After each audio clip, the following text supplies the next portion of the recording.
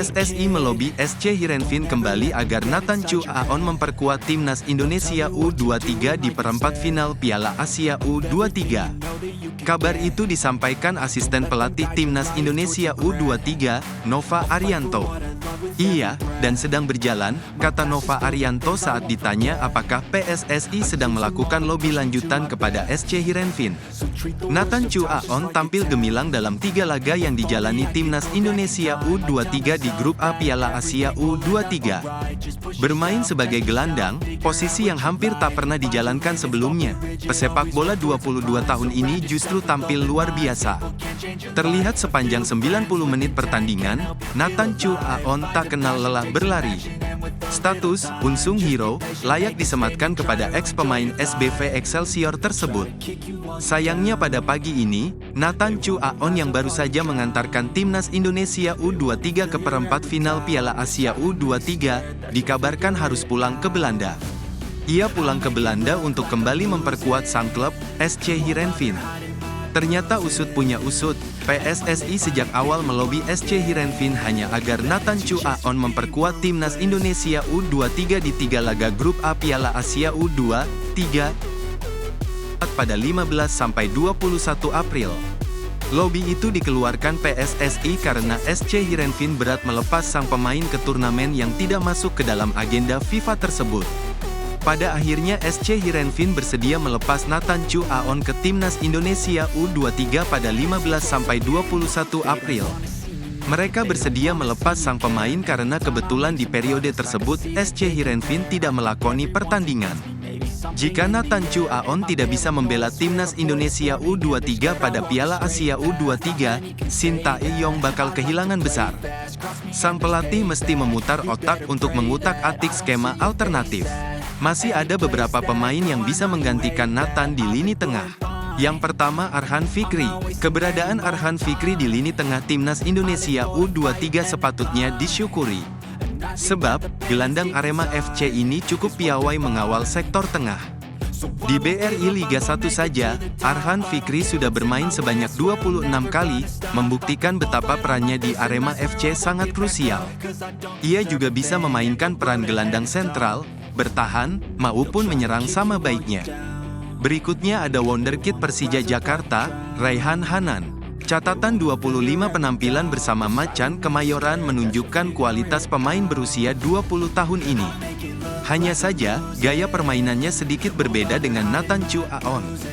Raihan terbiasa bermain lebih ke depan, atau tepatnya gelandang serang. Ini mengharuskan Ivar Jenner untuk bekerja lebih keras jika diduetkan dengannya. Semoga saja, PSSI mampu melobi SC Heerenveen agar Nathan Chu Aon dapat memperkuat timnas Indonesia U23 di perempat final Piala Asia U23.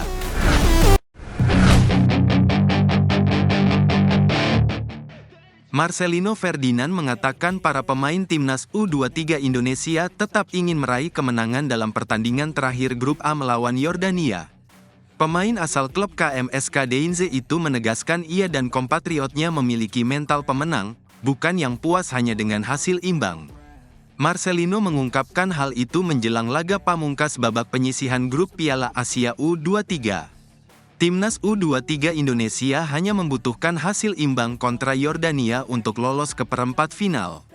Kemenangan atas Australia pada laga sebelumnya membuat skuad Garuda kini menempati posisi kedua klasemen sementara grup dengan koleksi 3 poin. Di sisi lain, Qatar menjadi pemuncak klasemen dengan jumlah 6 poin. Sedangkan Yordania mengoleksi jumlah poin yang sama dengan Australia, yakni 1 poin. Situasi tersebut membuat timnas U23 Indonesia di atas angin untuk melenggang dari fase grup. Kami tegaskan bahwa kami harus melupakan pertandingan melawan Australia. Kami harus mengubah mindset dan mental, soalnya kami juga belum pasti lolos. Kami harus menang dan kami enggak punya mental untuk imbang atau kalah, ujar Marcelino. Gelandang berusia 19 tahun itu membeberkan persiapan timnas U23 Indonesia berjalan lancar. Ia menyebut para pemain sangat antusias menyambut pertandingan terakhir melawan Yordania. Pelatih Shin Tae-yong, kata dia, menyampaikan hal-hal yang perlu diwaspadai dari Yordania. Dan para pemain timnas U23 Indonesia sudah menyiapkan strategi untuk mengantisipasinya. Yordania lebih bermain long ball dan counter attack. Kami sudah mengantisipasi segala sesuatunya di latihan. Dan benar saja, Marcelino yang tampil sebagai starter mampu banyak berkontribusi dalam laga ini. Kontribusi terbesarnya ialah gol penalti yang ia lesatkan pada menit 23. Gol tersebut menjadi langkah awal Garuda Muda memenangkan pertandingan, sekaligus lolos ke babak 8 besar.